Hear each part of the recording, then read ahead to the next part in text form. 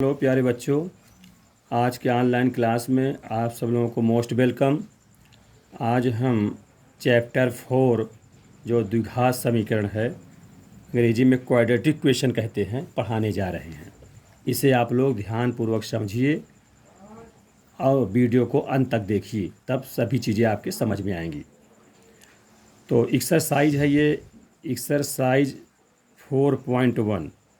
ठीक, तो ये द्विघात समीकरण जैसे जानते हो, द्विघात समीकरण का थोड़ा सा हम एक तुम्हें मानक समीकरण सिखाएंगे, स्टैंडर्ड इक्वेशन।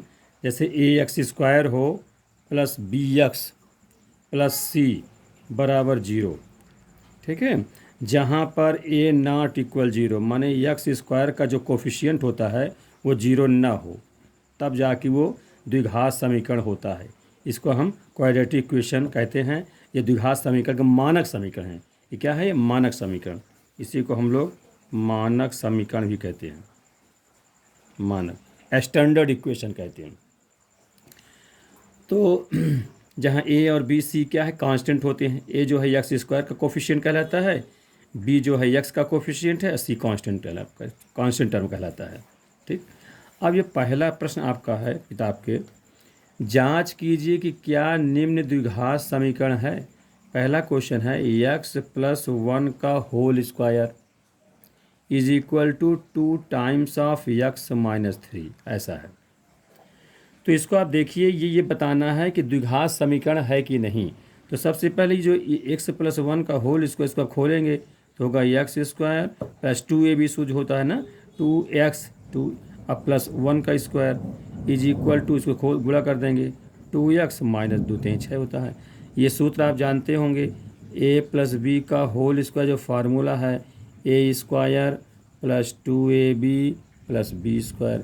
इसी प्रकार से a माइनस b का होल स्क्वायर, इस सूत्र भी जाने रहिए सब लोग। ठीक, ये होता है a² minus 2ab plus b²। ठीक है, ये ध्यान दीजिए।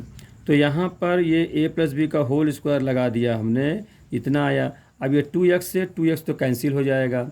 जब 2x से 2x कट जाएगा तो कितना बचा? बचा आपका ये सवाल कि x² और ये 1 है, इधर ये -6 है, इसको इधर ला सकते हैं तो +7 हो जाएगा, बराबर 0 हो जाएगा।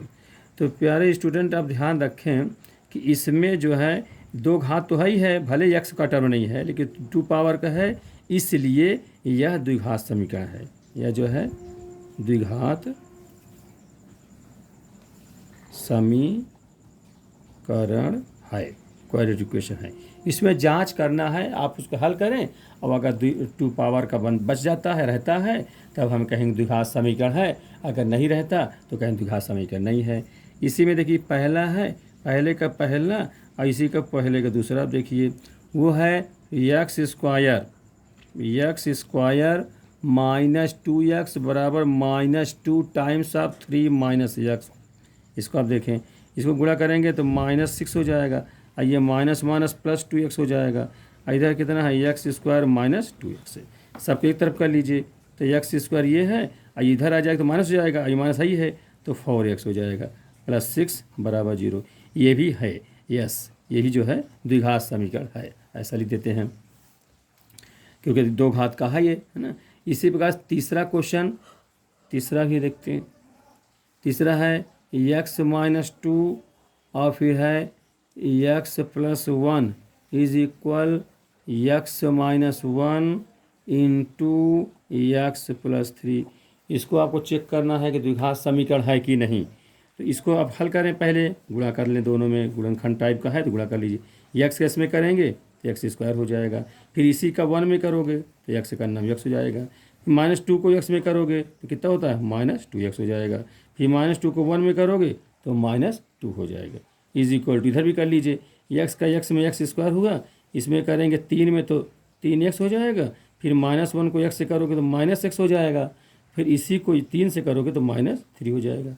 ठीक है, इसको देखिए, फिर x बराबर है तो x इसको ही काट दीजिए, क्योंकि पक्षांतर करेंगे चिन्ह बदल जाता है, तो हम यहीं पे काटे दे रहे हैं, ये हुआ। अब यहाँ पर ये इससे सब्ट्रैक्ट हो जाएगा तो माइनस हो जाएगा, -2, इधर कितना 3 में से x घटेंगे तो 2x हो जाएगा, -3 हो जाएगा।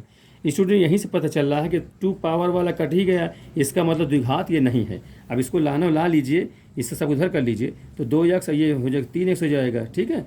और ये उधर जाएगा तो -3 प्लस हो जाएगा तो -1 हो जाएगा बराबर 0। यह द्विघात नहीं है, नो माने द्विघात नहीं है, ठीक है। इस प्रकार से ये हो गया। अब इसके आगे जितने क्वेश्चन हैं आप लोग उसी प्रकार से कर सकते हैं सब क्वेश्चन को। एक हम क्यूब पावर बता दें, क्वेश्चन नंबर 7 देख लीजिए, बाकी सब उसी प्रकार का करते चलिए। 7 में है x+2 का होल क्यूब है इज इक्वल टू 2x है, फिर है x² - 1। इसको देखिए, तो इसमें a+b का होल क्यूब का सूत्र लगेगा। वो सूत्र आप जानते हो, क्यूब का सूत्र, उसको मैं लिखे दे रहा हूँ, a+b का होल क्यूब। ये क्या होता है, a का क्यूब प्लस b का क्यूब प्लस 3ab अब ब्रैकेट में a+b, या इसे खोल दीजिए तो a का क्यूब प्लस b का क्यूब प्लस इसके साथ गुणा कराएंगे तो a मिल के स्क्वायर हो जाएगा, तो 3a² हो जाएगा। फिर इसी के जब यहाँ करेंगे तो 3ab² हो जाएगा, ये सूत्र हो जाएगा। ऐसे माइनस में कहेंगे तो सब जगह माइनस हो जाएंगे, वो देखिए यही सूत्र पहले लगा दीजिए। तो सूत्र जब लगाएंगे तो क्या हो जाएगा, इसका a³ माने x³ प्लस b³ माने 2 का क्यूब यानी 8 हो जाएगा, ठीक है, प्लस 3ab, तो 3ab में कितना, 3a में x है अब b में 2 है, ऐसे लिख देते हैं। फिर a+b यानी x+2 हो गया। इधर भी गुणा कर लेंगे तो कितना हो जाएगा, तो 2x³ हो जाएगा। इसी का यहाँ करेंगे तो -2x हो जाएगा। अब इसको आप खोलेंगे तो ये हो जाएगा x³ प्लस 8, ये 3 दूनी 6, 6 को गुणा करेंगे यहाँ तो 6x² हो जाएगा। इसी का यहाँ करेंगे तो 3 दूनी 6 दूनी 12, 12x हो जाएगा। इधर स्टूडेंट क्या करोगे, 2x³ - 2x हो जाएगा। अब आपको सब एक तरफ कर लीजिए, अगर चूंकि जांच करना है कि नहीं, यही इतने से बता सकते हो। ये 3 पावर का है, 3 पावर वाला कट भी नहीं पाए क्योंकि 2 टाइम्स है, तो इसका मतलब ये द्विघात नहीं है, यहीं से नो, या पक्षांतर करो चाहे इतने में कह सकते हो यह द्विघात नहीं है, यह द्विघात समीकरण नहीं है। बस इतने लेकर जो जांच करना, एक तरफ लाना हो पक्षांतर कर लीजिए और कर लीजिए, सरल करके हल कर सकते हो, ठीक है। हाँ चलिए, अब इसी प्रकार से अगला क्वेश्चन, अब इसी प्रकार ये तो 8 सवाल है, सब कर लोगे, जांच वाले सवाल है।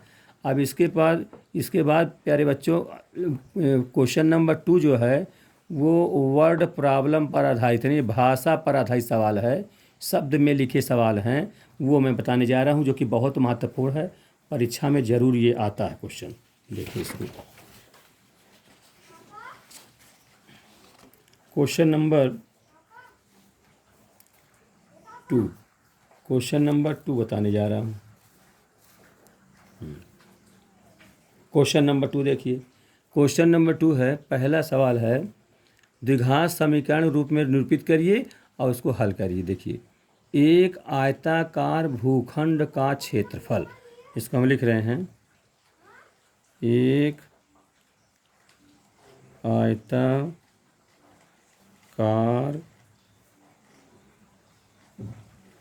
भूखंड का क्षेत्रफल, ठीक है, 528 मीटर स्क्वायर है तथा क्षेत्र की लंबाई, क्षेत्र 6 बना बिंदी का, ये पूरे लिख देते हैं, क्षेत्र की लंबाई चौड़ाई, क्षेत्र की लंबाई चौड़ाई के दुगने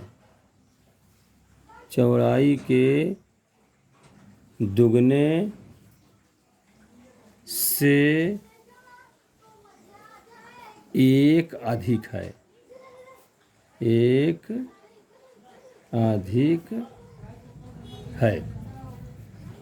तो हमें भूखंड की लंबाई और चौड़ाई बताना है। तो भूखंड की लंबाई व चौड़ाई ज्ञात कीजिए। ज्ञात कीजिए। ये स्टूडेंट क्वेश्चन है, इसको ध्यान से समझिए।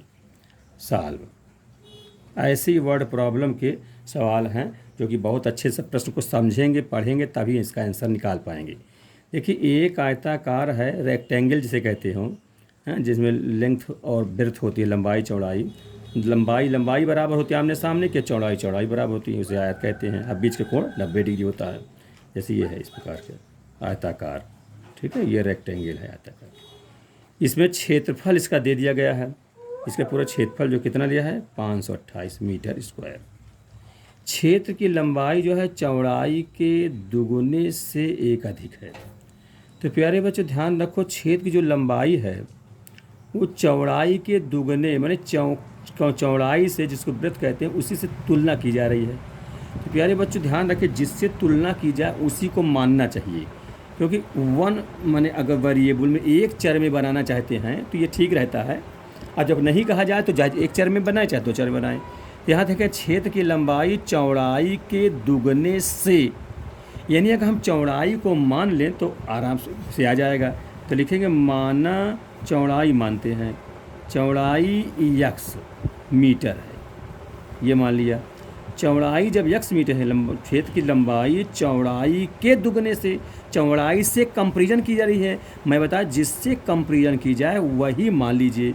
जब चौड़ाई यक्स मान लिया आप, तो लंबाई अपने आप आ जाएगी। तो लंबाई क्या हो जाएगी, लंबाई चौड़ाई के दुगने से, चौड़ाई माने हैं आप यक्स, उसका दुगना माने 2 से गुणा कर देंगे, से एक अधिक माने 1 जोड़ भी देंगे, तो ये लंबाई ये हो जाएगी। ठीक है, तो लंबाई ये 2x + 1 होगी। ठीक, प्रश्नानुसार कह देंगे, इस प्रकार से होगी।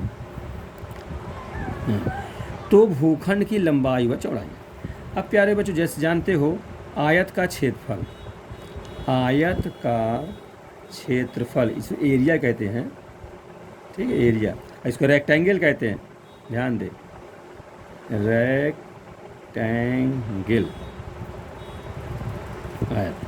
एरिया इज इक्वल टू लंबाई गुणते चौड़ाई, या प्यारे बच्चों इसको लेंथ इनटू ब्रेथ कहते हैं, ऐसा नहीं लिख दिया। अब आप ध्यान रखें कि क्षेत्रफल यहाँ दिया है, कितना दिया है 528, तो क्षेत्रफल में 528 भर देते लिख देते हैं। लंबाई आपको मालूम निकाले हैं, है ना, शर्त के अनुसार कितना है 2x + 1 है, और चौड़ाई x माना है तो x हो जाएगा। अब इसको हम मल्टीपल करेंगे तो जाएगा 2x² अब प्लस x का नाम x, इधर हो जाएगा 528 हो जाएगा स्टूडेंट। अब इसको द्विघात समीकरण जो स्टैंडर्ड इक्वेशन होता है, सबको एक तरफ होना चाहिए, वैसे बना लेते हैं, तो ये उधर चला जाएगा। तो हो जाएगा कितना 2x² + x - 528 = 0। इस प्रकार स्टूडेंट ये द्विघात समीकरण बन गया। अब इसमें से हमें x और y का मान निकालना है, तभी तो बन पाएगा लंबाई चौड़ाई। तो स्टूडेंट ध्यान रखिए, इसका गुणनखंड करेंगे। अब आपको गुणनखंड सिखाने जा रहे हैं, तो ध्यान दें प्यारे बच्चों, जैसे बड़ी संख्या वाले हों, जैसे देखो यार कांस्टेंट 528 है लास्ट में, और a यहाँ पर 2 है, हम बीच में केवल x है। तो बीच के टर्म को ऐसे दो भाग में तोड़ा जाता है कि अगर उनको हम ऐड करें या सब्ट्रैक्ट करें, तो जोड़ें या घटाएं। अब कब जुड़ेगा, जब समान साइन का रहेगा, समान चिन्ह का रहेगा जुड़ जाएगा, अब विपरीत चिन्ह रहेगा तो घट जाएगा। तो बीच वाले को ऐसे दो भाग में तोड़ा जाता है, बीच वाले टर्म को, कि जोड़ने या घटाने पर तो बीच में जितना रहे चिन्ह सहित उतना आना चाहिए, लेकिन उनको जो तोड़ेंगे आपस में दो खंड में, उनको आपस में गुणा करें तो प्रथम टर्म और लास्ट टर्म माने फर्स्ट पद और अंतिम पद के गुणा के बराबर आ जाना चाहिए। ये इसका मूल सूत्र है कि फर्स्ट टर्म और लास्ट टर्म के गुणा के बराबर है, चिन्ह सहित। जैसे शुरू में 2 है, x² ही मान ली, 2x² है, और लास्ट में -528 है, तो गुणा कराएंगे तो 5 दूनी 10 और 28 दूनी 56, यानी -1056 x² आएगा। ऐसे x को तोड़ना है।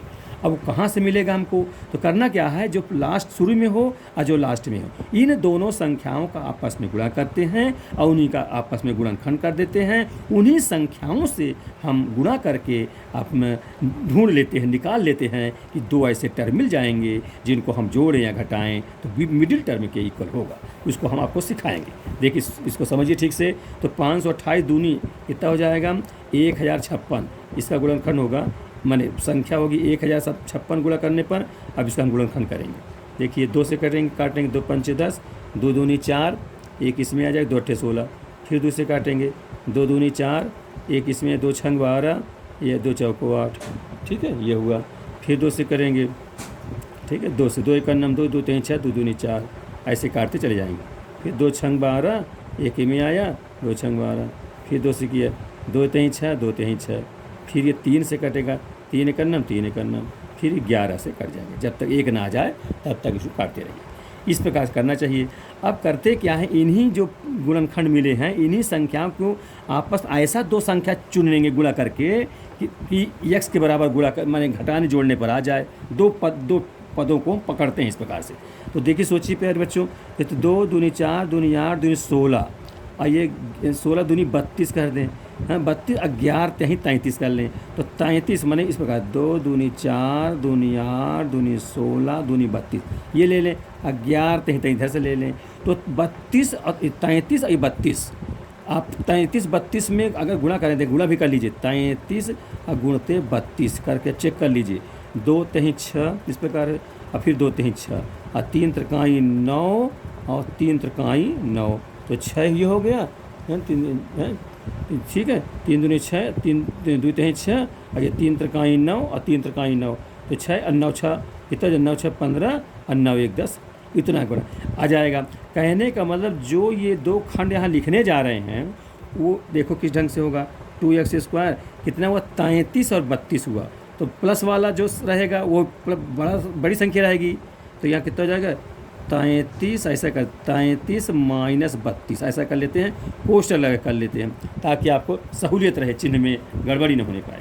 अब प्यारे बच्चों देखो, 33 से 32 घटाओगे तो 1 आ जाएगा, 1 या बाहर x लिखा ही है, और अगर गुणा कराता हूँ तो 1056 है, 1056 आ जाएगा। अब प्लस है माइनस है तो गुणा कर माइनस आ जाएगा, यहाँ भी गुणा करें माइनस आ जाएगा, x 2 बार रहेगा तो x² भी हो जाएगा, तो -528 बराबर 0। स्टूडेंट, यही को खंड समझना है। बड़े बड़े संख्या जो शुरू में लिखा रहता है और लास्ट में भी संख्या लिखी रहे, पहले दोनों गुणा करेंगे, उसका फिर गुणनखंड करेंगे, और उन्हीं में आपस में गुणा करके मिलान कराएंगे, चेक करेंगे कि कैसे हम करें, 2 खंड पकड़ें कि जोड़ने घटाने पर जितना बीच में रहे उतना ही आ जाए, परंतु गुणा करें उन दोनों टुकड़ों का तो प्रथम अंतिम के गुणा के बराबर आ जाए। ये इसको मैं ठीक से एक सवाल बता दिया हूँ। इस प्रकार से सब गुणनखंड ऐसे तुम्हें करने हैं।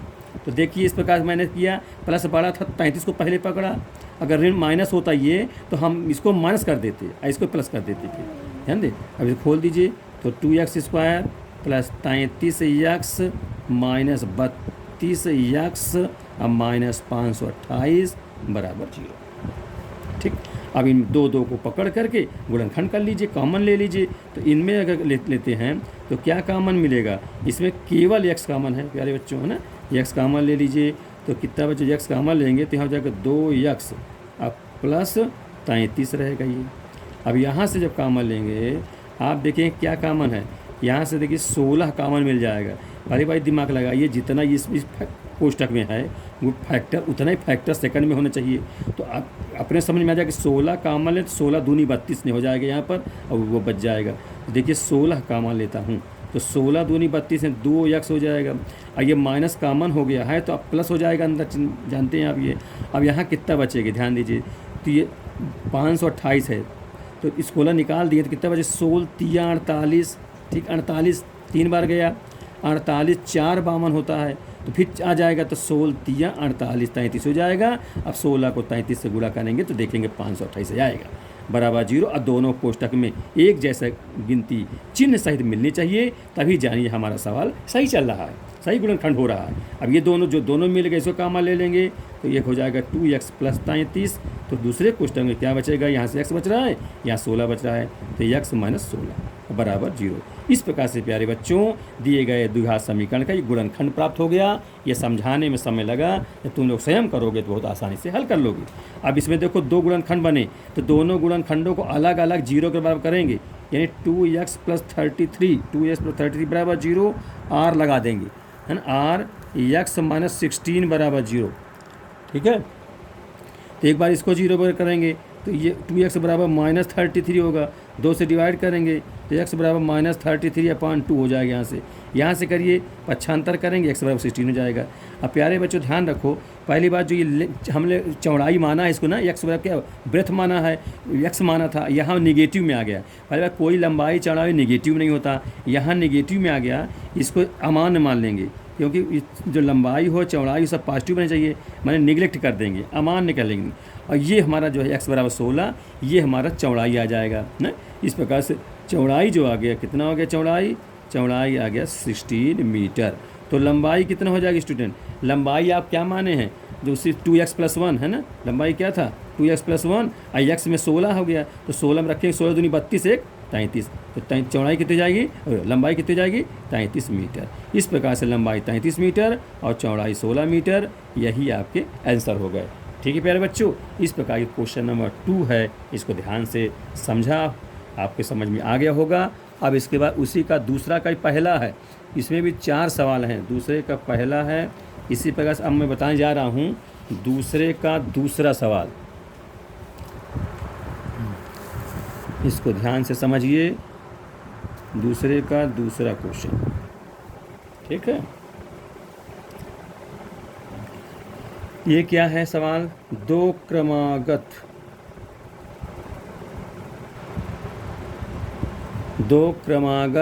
धनात्मक पूर्णांकों का गुणनफल, धनात्मक पूर्णांकों का गुणनफल 306 है। तो हमें उन पूर्णांकों को ज्ञात करना है। तो उन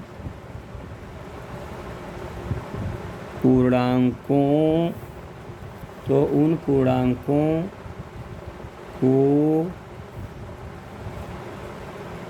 ज्ञात कीजिए, ये सवाल है, इसको आप लोग ध्यान दें। अब समझिए क्वेश्चन है, दो क्रमागत धनात्मक पूर्णांक क्रम से हो, और क्रम से अल्टरनेटिव क्रम में कैसे हो, जैसे 1 है के बाद 2, 2 के बाद 3, इसको क्रमागत कहेंगे। तो यहाँ पर दो क्रमागत किसको मान लें? अगर पहली संख्या x मान लें तो अगली क्रमागत 1 जोड़ के हो जाएगा x+1, तो ऐसे ही माना जाता है ना। तो लिखेंगे सॉल्व, माना दो क्रमागत संख्याएं या पूर्णांक कहते हैं, दो क्रमागत संख्याएं, एक x है तो अगला क्या होगा x+1, एक ही बढ़ाएंगे, दो नहीं बढ़ाएंगे, क्रमागत का मतलब एक एक बढ़ के चलता है ना। x+2 नहीं कहेंगे, जब वो सम क्रमागत होता तब कहते। ये केवल क्रमागत धनात्मक पूर्णांक का है, तो पहला x है तो अगला x+1 होगा, या पहला अगर x+1 माने होते तो अगला फिर x+2 माने होते, ये हम चल सकता है। जैसे x+5 माने तो x+6 माने दो जो मानेंगे उनके बीच का अंतराल एक ही का होना चाहिए। तो एक x है तो x+1 मान लीजिए, ठीक, ये दो क्रमागत संख्याएं होंगी। अब कहता उन दोनों का गुणनफल, यानी गुणा कर दीजिए, x गुणते x+1, इन दोनों का गुणनफल कितना कहा है, कहा 306, तो 306 लिख देते हैं, ठीक।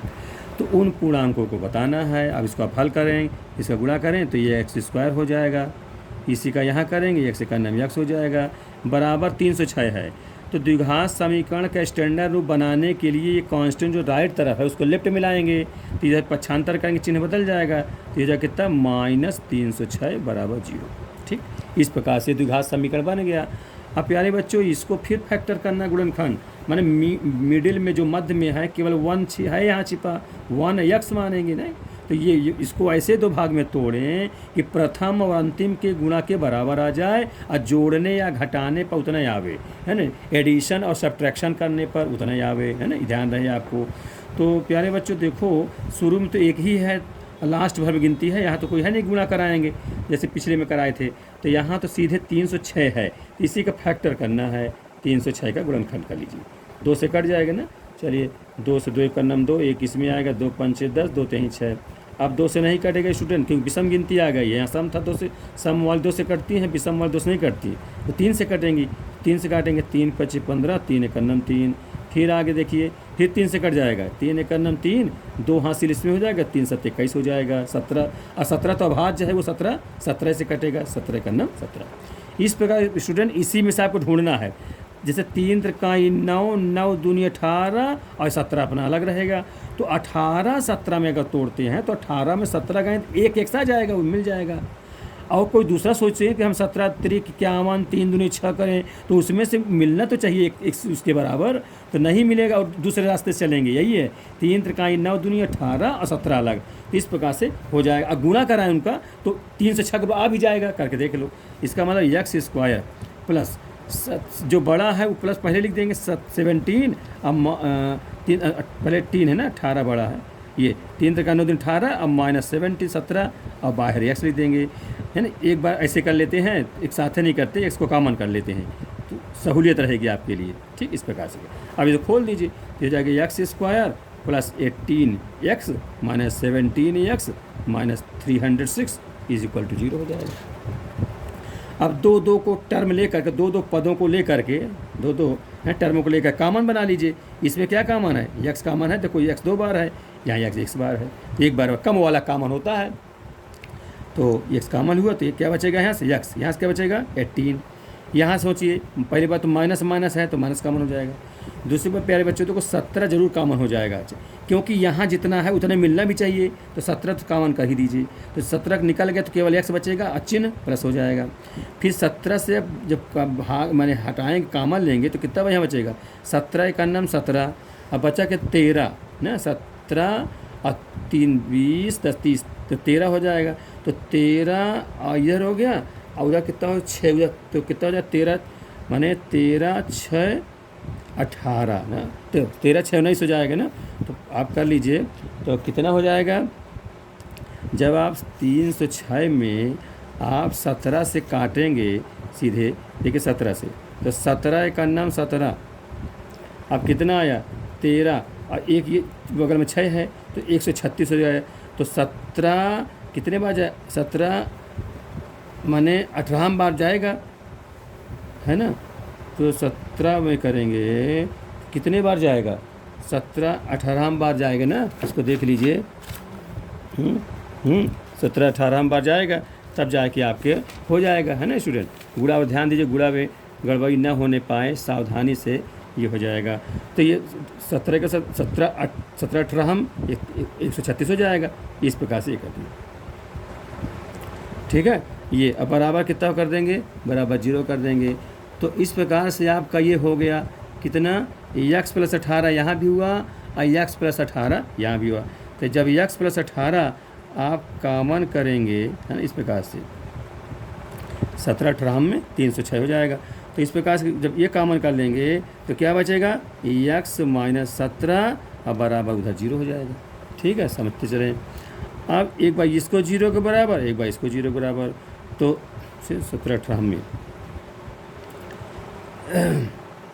तो इस प्रकार से कितना अब हो जाएगा।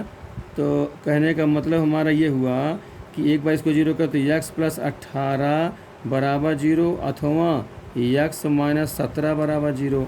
ये उधर जाएगा तो कितना, x बराबर -18, ये हो जाएगा कि x बराबर 17 हो जाएगा। ठीक है, तो इस प्रकार से आप इसको कर रहे हैं। जैसे हमने ये फैक्टर किया है, तो आप इकट्ठा जैसे कर रहे हैं, जैसे भाग दे, जैसे देखिए 306 में हम 17 का भाग दे रहे हैं ना, तो 17 × 9 = 17, थोड़ा ध्यान दें, 17 × 9 = 17, 10 में से 7 गए 3 हो गए, और ये हो जाएगा 2, 2 में से 1 गए 1, अब ये 6 उतार लेंगे, 17 8, ठीक बेटा। तो इस प्रकार से कर लें। तो यहाँ से ये ना करके ये ज़्यादा अच्छा रहेगा, ध्यान दे बेटा। तो ये 8 7 56, अब 8 × 9 8, अब 5 13, है ना, ये हो जाएगा 13। इस प्रकार से कट जाएगा, 18 बार चला गया, तो वही हमने लिखने का तरीका है, इस प्रकार से लिख दिया। तो ये उधर जाएगा, ये हो जाएगा, ये उधर हो जाएगा। तो यहाँ पर देखिए धनात्मक पूर्णांक कहा है, तो यहाँ तो प्यारे बच्चों देखो ये ऋण आ गया, इसको तो अब अमान लिख देंगे, है ना, ये अमान हो जाएगा, और ये आपका मान हो जाएगा। ये तो ये क्या माना जाएगा, क्रमागत पूछा, तो पहला क्रमागत 17 हुआ, तो अगला क्या होगा, एक बढ़ा देंगे 18 हो जाएगा। इस प्रकार से 17 और 18 ये आपके दो क्रमागत धन पूर्णांक हो गए। फिर अगला सवाल देखिए, क्वेश्चन नंबर दूसरे का तीसरा, ठीक है। दूसरे का तीसरा सवाल है, दूसरे का तीसरा है रोहन की माँ, इसको समझनी है, बड़ा अच्छा सवाल है।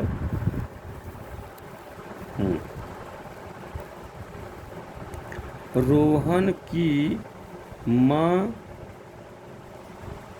उससे 26 वर्ष बड़ी है। उनकी आयु का गुणनफल, उनकी आयु का गुणनफल, ठीक है। उनकी आयु का गुणनफल अब से 3 वर्ष पश्चात। प्यारे बच्चों, ये सब सवाल धीरे धीरे पढ़ोगे, समझोगे, तभी कर पाओगे। वर्ड प्रॉब्लम वाले सवाल है, इसलिए हम लिख भी रहे हैं। उनकी आयु, हाँ, उनकी आयु का गुणनफल अब से 3 वर्ष पश्चात 360 हो जाता है। तो रोहन की वर्तमान आयु बताओ। तो उनकी वर्तमान लिख देते हूँ, उनकी वर्तमान आयु आपको बताना, यानी क्वेश्चन मार्क लगा दो, ठीक है। इस प्रकार ध्यान दीजिए साल। अब इसको समझिए ठीक से। देखो बच्चों, रोहन की माँ है और उससे, माने ये तो माँ है, उससे माने रोहन से, रोहन का लड़का हुआ, 26 वर्ष बड़ी हैं। तो प्यारे बच्चों, ये तुलनात्मक सवाल यहाँ भी है। रोहन की माँ उससे, किससे तुलना की जा रही है? उससे माने लड़के से। तो जो जिसे तुलना की जाए वही को मान लें। तो हम लिख देंगे माना रोहन की आयु, रोहन की आयु x वर्ष है।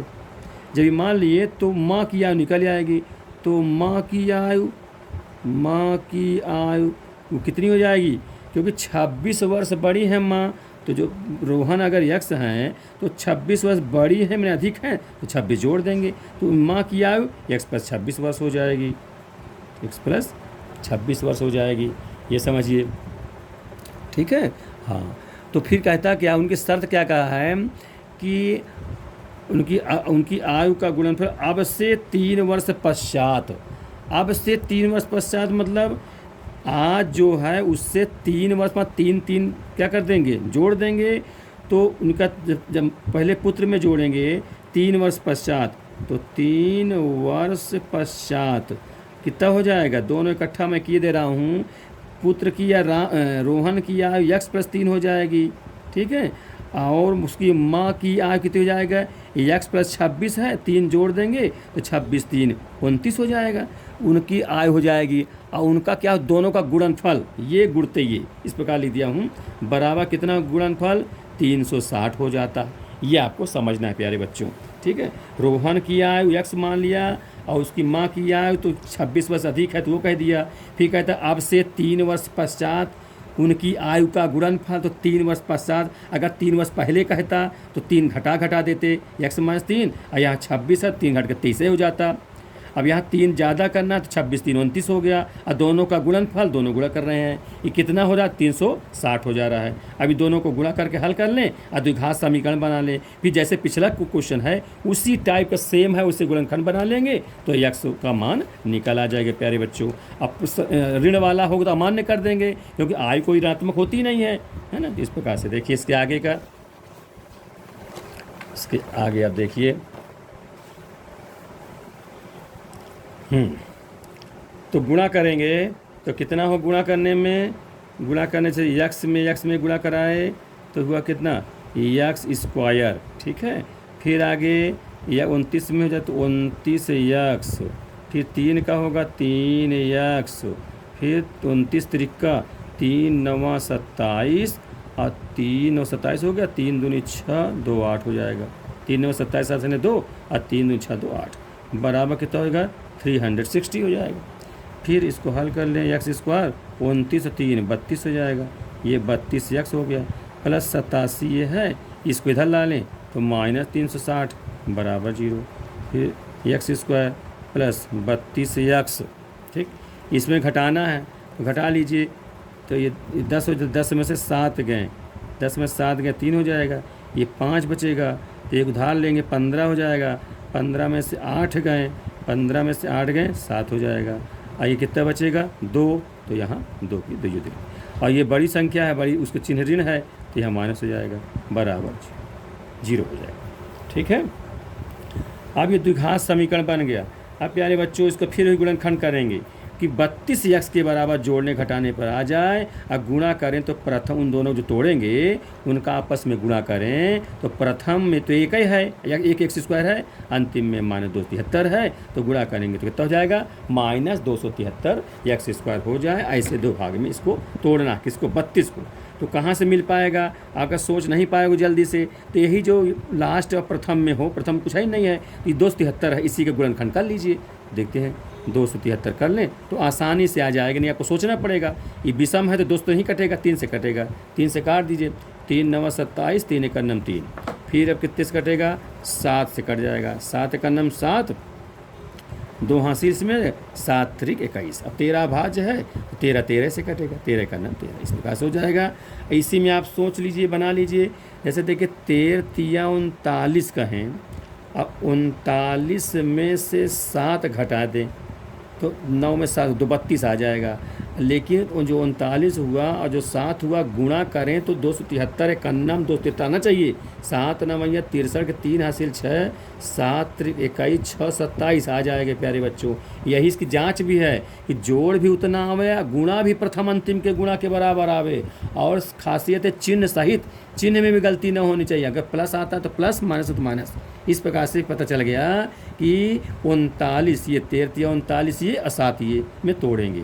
लिखिए इसको, एक्स स्क्वायर प्लस 39 -7, 39 -7 तो 32 आ जाएगा, बाहर से एक्स लिख देंगे, -273 कर देंगे, बराबर 0। अब इसको गुणा दोनों में कर लेंगे, तो x square plus 39 x -7 x और -273 बराबर 0। ठीक, घटाएंगे 32 आ जाएंगे, इन दोनों गुणा करेंगे तो प्रथम और अंतिम के गुणा के बराबर भी आ जाएगा।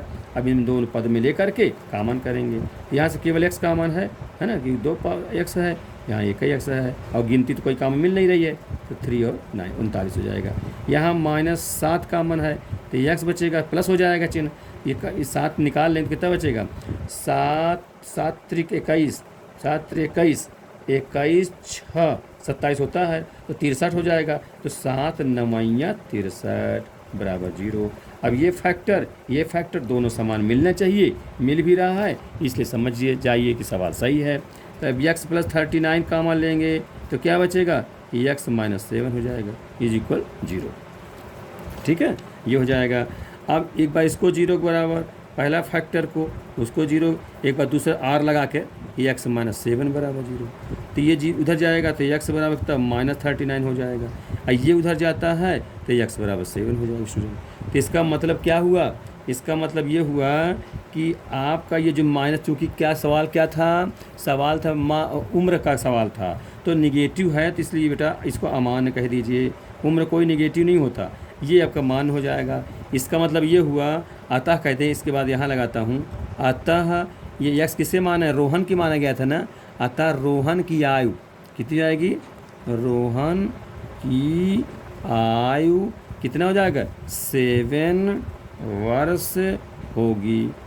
ठीक है स्टूडेंट, और तो माँ की आयु कितनी होगी, तो माँ की आयु कितना हुआ था, उसके कितना है, उसके आयु माँ की आयु जो है उससे 26 वर्ष बड़ी थी, यानी 7 है इसमें, ये 7 + 26 जोड़ देंगे तो 26 4 30 3 33 वर्ष स्टूडेंट उसकी माँ की आयु हो जाएगी, और 7 वर्ष उस बच्चे की रोहन की आयु हो जाएगी। इस प्रकार की ये सवाल है। ठीक है, इस प्रकार समझ लीजिए। अब हाँ, रोहन की आयु हो गई और उसकी माँ की आयु हो गई। ठीक, बस करें, हाँ। अब देखिए स्टूडेंट, तो इस प्रकार से प्यारे बच्चों अगला जो क्वेश्चन है वो रेलगाड़ी से रिलेटेड है। वो भी सवाल मैं थोड़ा सा हिंट दे दूं तो मेरा मानना तुम लोग कर लोगे। अब प्रश्न किताब में लिखा है, मैं प्रश्न नहीं लिख रहा हूँ। क्वेश्चन नंबर 4 है, ठीक है।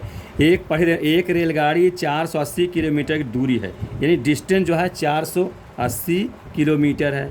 ये ध्यान दीजिएगा, चौथा सवाल इसका है। यदि उसकी चाल 8 किलोमीटर कम होती तो वह उसी दूरी को तय करने में 3 घंटा समय अधिक लेता। तो रेलगाड़ी की चाल बताना है। अब ये सवाल इस टाइप के हैं जो पूछा जा रहा है, इसमें चाल पूछी जा रही है। तो यही आप मान लीजिए कि माना रेलगाड़ी की चाल हम लिखे दे रहे हैं, रेलगाड़ी की चाल क्या मान लें, x किलोमीटर पर आवर प्रति घंटा है। तो जैसा आप जानते हो चाल यानी चाल बराबर सूत्र दिया जाता है, लिख देते हैं चाल बराबर दूरी बटे समय, या संक्षेप में चाल को s लिख दें और दूरी को d लिख दें, टाइम को t लिख दें। तो स्पीड इक्वल टू डिस्टेंस पर टाइम। तो प्यारे बच्चों यहाँ देखो, यहाँ टाइम कहता है दूरी तय करने में 3 घंटा अधिक लगता है। माने समय कम ज़्यादा दिया रहे तो वही चीज़ जो पूछा जो कम ज़्यादा किया रहे वही निकाल लेने चाहिए। तो यहाँ से हम टाइम निकाल लेंगे। तो टाइम बराबर कितना हो जाएगा, यहाँ हो जाएगा, स्पीड यहाँ हो जाएगा, डिस्टेंस अपॉन स्पीड, ऐसा करें, ठीक है। अब इसके बाद प्यारे बच्चों आप समझिए, टाइम ध्यान दें। तो टाइम कैसे निकले, दूरी कितना है, दूरी 480 किलोमीटर है। तो दूरी में तो हम 480 भर देते हैं, ठीक है। स्पीड शुरू में क्या माने थे, यक्स माने हैं, तो वो स्पीड को हम यक्स लिख देते हैं। तो ये हमारा टाइम t1 हो गया, क्योंकि ये कहे चाल बराबर दूरी बटे समय, तो समय बराबर दूरी बटे चाल, समय यहाँ आ जाएगा, चाल यहाँ आ जाएगा, इस प्रकार कर देंगे। तो ये पहला समय निकल आया 480 बटा यक्स। अब इसी में स्टूडेंट दूसरा ध्यान दें, उसी में और क्या है कि उसको दूसरा t2 कह दें। वो क्या है कि दूरी तो उतना रहेगी 480 किलोमीटर है, लेकिन चाल कम कर की जा रही है। कितना चाल हो रहा है, 8 किलोमीटर कम कर दी जाए, यानी जैसे शुरू में x माने हो 8 कम कर दोगे तो -8 हो जाएगा। तो ये दूरी है, ये चाल हो गया। तो जो दूरी में चाल का भाग करेंगे तो समय निकलेगा। इस समय को हमने t2 मान लिया। अब ध्यान दें, इसमें से अब इसके बाद समीकरण कैसे बनाएं, सॉल्व कैसे करें, सबसे इम्पोर्टेंट इसकी है। ध्यान दीजिए, ये समय t1 है, ये समय t2 है। दोनों में देखो प्यारे बच्चों कौन समय ज़्यादा है। वैसे मौखिक रूप में जान लो, जिसकी चाल कम होगी उसमें लगा समय ज़्यादा होगा, है ना। और जिसकी चाल ज़्यादा होगी वो जल्दी पहुंच जाएगी वो ट्रेन, तो उसमें समय कम लगा होगा। तो इसमें देखो x है, x -8 है। नीचे जो डिनोमिनेटर में है, डिनोमिनेटर जो कम होता है वो ऊपर वाला ज़्यादा, टोटल ज़्यादा हो जाएगा। और डिनोमिनेटर में जो ज़्यादा होता है तो नीचे ज़्यादा रहेगा तो भाग देने में कम हो जाएगा। तो इन दोनों में ये पता चल रहा है निश्चित रूप से ये चाल ज़्यादा है, इसकी चाल कम है, इसका मतलब हर इसमें ज़्यादा है तो ये कम होगा। ये मतलब इसमें कम समय लगेगा और इसमें ज़्यादा समय लगा होगा। इसका मतलब यहाँ पर है t2 ग्रेटर देन t1, ये समय की बात करें, है ना। ये नीचे कम है तो ज़्यादा हो जाएगा। जैसे 1/2 बड़ा कि 1/3, जैसे कोई पूछे 1/2 बड़ा कि 1/3, तो हर में जो कम हो वही पूरा बड़ा मानते हैं, हर में जो ज़्यादा हो वही छोटा मानते हैं। इसमें कौन बड़ा, ये ज़्यादा, ये छोटा है तो यही बड़ा है, ये नीचे ज़्यादा है तो यही कम है, ध्यान दीजिएगा। वैसे ये जो कम है तो ये ज़्यादा हुआ, इसलिए t2 ग्रेटर लगा दिया। ये नीचे ज़्यादा है, ज़्यादा कैसे पता चला, अरे भाई इसमें 8 घटा हुआ है तो ये कम हो गया, तो ये ज़्यादा हो मान लीजिए टोटल। ये ज़्यादा है, नहीं घटा नहीं है, ये ज़्यादा नीचे तो टोटल कम हो जाएगा, इसलिए t2 - t1। ये थोड़ा बता दिया जिससे तुम समझ जाओ। अब समीकरण कैसे बने, ध्यान दो, कहता है कि 3 घंटा अधिक लेती है। तो अब इसी में बना लीजिए कौन ज़्यादा है, ये t2 ज़्यादा है, इसके बाद t1 कम है, तो किस में जोड़ोगे, जो बराबर करना है। ये तो ज़्यादा खुदे है, जिसमें कम समय है उसी में जोड़ देंगे। तो ये t2 के साथ कितना लिख दें, 480 बटा x - 8 बराबर 480 बटा x। तो ये भी समय है, ये भी समय है। तो कौन समय कम है, कौन समय ज़्यादा है, ये समय कम है, क्योंकि नीचे ज़्यादा है तो नीचे ज़्यादा है तो कम होगा। तो इसी में आप 3 जोड़ दें तो काम बन जाए, समीकरण बन गया प्यारे बच्चों। अब इसको पक्षांतर करके एक तरफ ला करके हल कर लेंगे, हल करके x का मान निकल आएगा, और ऋण आता तो उसको अमान्य कर देंगे, केवल धन वाला लेंगे तो आंसर बन जाएगा। तो इस प्रकार से मेरा मानना है इस सवाल को आप करेंगे, इसको इधर लाइए। अच्छा देखिए 3 से काट भी रहे तो काट भी जाइए। 3 एक नम 3, 3 एक नम 3, 3 6 18, 3 शून्य शून्य, फिर 3 एक नम 3 6 18, 3 शून्य शून्य, तो कितना हो जाएगा 160 बटे x माइनस 8, इधर आ जाए तो ये कितना हो जाएगा 160 बटा x बराबर करके 1 आएगा बराबर 1। अब स्टूडेंट 160 कामन ले लीजिए आप, कामन ले तो और आसान रहेगा, हम यही थोड़ा बता देते हैं इसके आगे। फिर 160 कामन ले लेंगे तो आपका 1 बचेगा, यहाँ 1 बचेगा, लघुत्तम कर लीजिए तो x और x माइनस 8 एलसीएम हो जाएगा। ठीक है, तो ये x माइनस 8 कटेगा तो यहाँ से x आ जाएगा, यहाँ x कटेगा तो ये x माइनस 8, तो ये ऋण धन बन जाएगा। ठीक है, बराबर 1 हो जाएगा। अब ये minus x plus x cancel out, तो इसी के आगे थोड़ा सा और बता देता हूँ जिससे तुम्हारा पूरा हो जाए। देखिए तो ये 180 है, 160 है, 8 से गुणा हो जाएगा तो 16 छक्का 96, 16 सत्ते के बाद 16 अट्ठे 128 है ना, 1 जीरो बन जाएगा, ये हो जाएगा। अब बट्टे कितना है x इंटू x माइनस 8 बराबर 1। अब तीछा गुणा करा दीजिए तो 1280 x इसमें x स्क्वायर हो जाएगा और 8 का माइनस 8x हो जाएगा। इसको पक्षांतर कर लीजिए, इसको जब पक्षांतर कर लेंगे तो कितना हो जाएगा x square minus 8x minus 1280 बराबर 0। अब ठीक ये द्विघात समीकरण बन गया प्यारे बच्चों। अब फिर इसका गुणनखंड करेंगे, शुरू में तो कुछ ही नहीं है, तो इसका मतलब 1280 का गुणनखंड कर लें और उसी गुणनखंड से ढूंढ करके ऐसे 2 भाग तोड़ लीजिए कि जोड़ने घटाने पर माइनस 8x आवे, पर हम गुणा करें तो माइनस 1280 x स्क्वायर आ जाए। तो मेरा मानना है गुणनखंड तुम कर लोगे और करके हल करके x का मान निकाल लीजिएगा। ठीक है, जो आ जाएगा वही रेलगाड़ी की चाल हो जाएगी। कुल मिला के प्यारे बच्चों इसको ध्यान देना, वर्ड प्रॉब्लम सवाल है और ये चाल निकालना कौन ज़्यादा है, दूरी किसका समय ज़्यादा है, किसका समय कम है, इसे समझना है आपको, तो आसानी से आपका बन जाएगा।